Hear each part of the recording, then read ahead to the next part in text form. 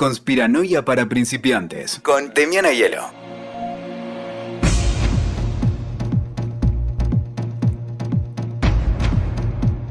Mientras estaba, estudiando para hacer el especial de libros conspiranoicos y leía datos para hacer la biografía de George Orwell, me topé con una historia tan real como desconocida, y me pareció lo suficientemente jugosa como para dedicarle un capítulo especial.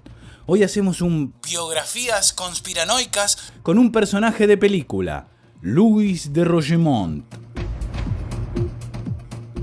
Louis de Rogemont fue un cineasta estadounidense conocido un poco por haber sido un pionero y creador de unos noticieros cinematográficos muy populares y otro poco por trabajar en secreto haciendo películas para la CIA y el FBI. De Rogemont nació el 13 de enero de 1899 y creció en un pequeño pueblo de Massachusetts, en Nueva Inglaterra. Su familia descendía de varias generaciones de protestantes franceses, calvinistas por supuesto, que a principios del siglo XIX se establecieron al noreste de Estados Unidos. Podríamos decir que su carrera cinematográfica empezó muy temprano. Fíjate la que hizo. Cuando aún era un adolescente, filmó todo su vecindario y le vendió el material editado a los cines locales bajo el título «Mírese usted mismo como lo ven los demás».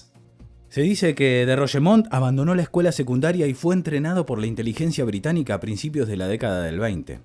Y junto a Roy Larsen, el capo de la revista Time, creó unos noticieros que de alguna manera definieron el estándar de noticias cinematográficas desde 1935 hasta mediados de siglo más o menos. Se llamaban The March of Time, la marcha del tiempo, y empezaron a proyectarlos en los cines con varias funciones entre películas. Eran cortometrajes de unos 20 minutos que combinaban noticias filmadas con entrevistas y dramatizaciones, una verdadera novedad para la época. Les fue tan bien que abrieron una sucursal del otro lado del Atlántico, y para llevar adelante los noticieros de March of Time de Europa, Louis contrató a su hermano, Richard de Rogemont, que también era productor y escritor. En 1938, momentos en los que la revista Time, su principal socio y empleador, presentaba a Adolf Hitler como el hombre del año y las élites empresariales promovían al partido nazi estadounidense como una posible solución a la Gran Depresión, Louis de Rogemont desafió a este grupo de interés y usó su noticiero para exponer a la Alemania nazi como un estado totalitario. Al estallar la Segunda Guerra Mundial, el presidente Dwight Eisenhower lo reclutó personalmente para el puesto de secretario de la Armada, pero de Rogemont rechazó la oferta y a cambio solicitó servir al país de otra manera, llevando la guerra al pueblo estadounidense con el cine. Así que a Louis le dieron el ok y se le asignó entonces todo un escuadrón a bordo de un portaaviones. Los pilotos bajo su mando llevaban en el uniforme una insignia de unas alas con una cámara de cine en el centro. Allí desarrolló soportes y cámaras de reconocimiento aéreo que iban montadas en los cañones de los aviones de combate. Más tarde, parte de ese material se utilizó para producir The Fighting Lady, con la que ganó un premio Oscar de la Academia al mejor documental en 1944. En la ceremonia, de Rogemont aprovechó para hacer gala de su narcisismo de celebridad y de paso tribunear. Cuando anunciaron su premio, el tipo se quedó sentado en su asiento y mandó a 2 marines al escenario a recibir el premio porque, en su opinión, ellos eran los verdaderos héroes y no él. Otra que Marlon Brando.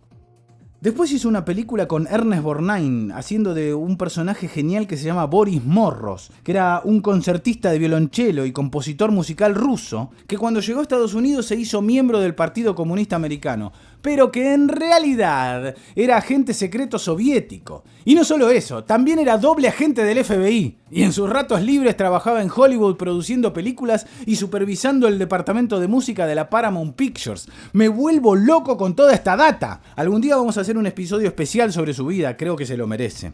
Pero volvamos a de Rogemont. Tuvo buenas críticas cuando se estrenó su siguiente película, un thriller de ficción llamado La Casa de la Calle 92, en la que un par de valientes agentes del FBI persiguen y combaten a unos espías alemanes nazis muy malos. Obviamente al final los atrapan y les ganan. La película fue muy elogiada por su realismo. Después hizo un montón de películas más sobre contrainteligencia durante la Segunda Guerra o sobre operaciones encubiertas. Todas ficciones bastante baja línea y propagandísticas cuyos guiones estaban basados en historias extraídas directamente de los archivos de casos del FBI y la OSS, que es la Oficina de Servicios Estratégicos de Estados Unidos.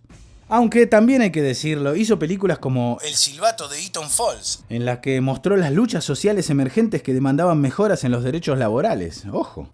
Más tarde produjo Boomerang, un semidocumental que cuenta un caso de un asesinato sin resolver en Connecticut, y lo contrató a Elia Kazan para dirigirla. Siempre que podía, él solía preferir hacer películas basadas en historias reales, en lugares reales, y si era posible con gente real de la zona como intérpretes y no con actores.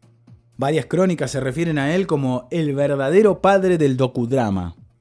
De Rogemont despreciaba la falsificación de los estudios de cine de Hollywood y ellos lo despreciaban a él. Su búsqueda por la autenticidad lo llevó a rechazar a las estrellas de cine consagradas, aunque sus películas lanzaron muchas carreras cinematográficas exitosas como la de Lloyd Bridges, la de Anne Francis o el propio Ernest Borgnine. Louis de Rogemont era un amante de las vanguardias tecnológicas y refinó su experiencia en fotografía avanzada trabajando con el mítico Jack Warner, uno de los dos famosos hermanos de la Warner Brothers. Y fueron pioneros en el formato Cinerama, uno de los primeros pasos evolutivos para llegar a la experiencia del cine IMAX que disfrutamos hoy. Combinando esta pasión tecnológica con su amor por el mar, produjo el documental Windhammer y contrató a su hijo, Louis de Rogemont III, para dirigirla. Esta película documentó y popularizó lo que sería el último viaje del barco en el que los noruegos solían entrenar tradicionalmente a sus cadetes navales. Fue un éxito total. La premiere fue en el Teatro Chino de Hollywood y estuvo en cartel por más de 36 semanas. Para estrenarla en la costa este, el Cine Teatro Roxy de Nueva York tuvo que remodelar sus instalaciones y poner una pantalla extra grande en la que pudieran entrar las espectaculares tomas que habían filmado de la vida en el mar en el Atlántico y en las Antillas, incluso con imágenes tomadas debajo del agua. Cuando la estrenaron en Oslo, tuvo más espectadores que la cantidad de población total que había en la ciudad en ese momento. Increíble. Louis se ganó la Orden del Rey Olav por donar las ganancias de la película a los noruegos. En 1951, de Rogemont produjo un documental llamado Un día con el FBI, un mediometraje institucional protagonizada por el mismísimo J. Edgar Hoover, mostrando el funcionamiento y las instalaciones del Buró Federal de Investigaciones. Ese mismo año, y acá es donde quería llegar, su compañía de producción compró los derechos para hacer una película animada de Rebelión en la Granja, el famoso libro de George Orwell. Un paréntesis para contar algo de Orwell, quien había nacido en la India y era un confeso trotskista. De muy joven había sido policía del Imperio Británico asignado en Birmania y más tarde estuvo en España combatiendo en la guerra civil en el bando de los republicanos contra el ejército franquista. Quienes quieran saber un poco más de la vida de George Orwell pueden buscar acá mismo en Witoker, en Spotify o en la nube el especial de biografías conspiranoicas que hicimos sobre él. Rebelión en la Granja es una fábula que parodia claramente a Stalin y a la Revolución Rusa, aunque el propio Orwell se encargó de aclarar en su obra que no solo condena al comunismo, sino cualquier tipo de régimen totalitario. Y si bien en Inglaterra el libro no logró vender muchos ejemplares, en Estados Unidos fue un bestseller total. Los elogios en la prensa norteamericana fueron casi unánimes. Y adivina quién puso la plata. Obviamente, la Agencia Central de Inteligencia Norteamericana. Fue la Operación Sinsonte. La CIA disponía de una influencia decisiva en los medios de comunicación para convertir cualquier cosa en algo excelente a los ojos del público. Esto lo cuenta por primera vez Howard Hunt, el famoso ex agente de la CIA, en su libro de memorias. De Rogemont medió personalmente entre este Hunt y Sonia Blair, la viuda de Eric Arthur Blair, el verdadero nombre de George Orwell. Para hacer la adaptación cinematográfica animada se decidió que iban a contratar a John Halas y Joy Batchelor, un matrimonio de dibujantes ingleses que tenían un pequeño estudio de animación en Londres con el que se dedicaban a producir cortometrajes animados de propaganda para el Ministerio de Información de la Oficina de Guerra y otros organismos del gobierno británico. Discreción garantizada. Para hacerle frente al desafío de llevar adelante semejante proyecto con el nivel exigido y en el tiempo estipulado, Halas y Batchelor tuvieron que contratar más animadores, llegaron a triplicar su personal. La película terminó pasando a la historia como el primer largometraje de animación a colores producido en Inglaterra. El primero estrenado comercialmente, porque la primera animada fue una de stop motion que hicieron ellos mismos para el entrenamiento de la Royal Navy. Si vos vas y preguntás en la CIA, obviamente ellos te van a decir que no hay ningún registro de todo esto y que quién habla y que cómo conseguimos su número. Pero sin necesidad de ser ningún agente secreto, ahora mismo vos podés abrirte una pestaña nueva en el navegador y recorrer la web oficial de la CIA hasta encontrar un documento fechado en septiembre de 1951 en el que cuentan cómo ellos le dieron un subsidio a un diario en Viena, porque ese diario iba a aumentar la circulación publicando una edición especial en la que regalarían una copia de, ¿adivina qué? Rebelión en la Granja, la película animada. Igual ya pasó tanto tiempo que en los documentales y el material extra que vienen en la edición del 60 aniversario del Blu-ray y DVD de la peli, ya hablan de esto directamente. El guión original terminaba como el libro, pero se pidieron cambios con respecto a la novela porque tanto de Rogemont como la familia de Halas no querían que la audiencia saliera del cine creyendo que no había esperanza para resistir el totalitarismo. Se desarrollaron entonces 7 guiones diferentes hasta que encontraron el que cumplía con los objetivos propagandísticos de Hunt, satisfacían las exigencias de los animadores y de la viuda de Orwell. En vez de terminar con todos ellos sentados a la mesa mientras Benjamin, el burro escéptico, mira cómo no hay diferencias entre los cerdos y los humanos, en la película animada se alza una nueva revolución en contra de la tiranía de los cerdos. ¿Por qué los de la CIA le pondrían tantas fichas a este proyecto? Y porque en una época cualquier producto audiovisual que bardeara al comunismo era valorado. Y ni siquiera tenía que elogiar al capitalismo. Con que mostraran lo malo que eran los rojos comunistas, suficiente. Pero en Rebelión en la Granja también muestran una revolución y la miran con buenos ojos. ¿Por qué les convendría agitar la bandera de los que agitan las banderas? Bueno, no sería la primera vez que se dice que la CIA está involucrada en distintas revoluciones, como la Primavera Árabe, por poner solo un ejemplo. Igual, nunca olvidemos que la idea de que la CIA tiene tanto poder está puesta ahí y circula porque también les conviene, porque los hace quedar como muy capos y más poderosos de lo que quizás son. Siempre que la CIA se involucró en películas, en general permitió que se la representara con sus costados oscuros también.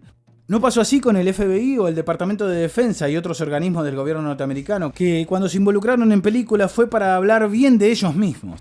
En cambio, el objetivo de la CIA nunca fue que la gente los percibiera de una determinada manera, sino más bien crear cultura, empujar el borde de la percepción popular.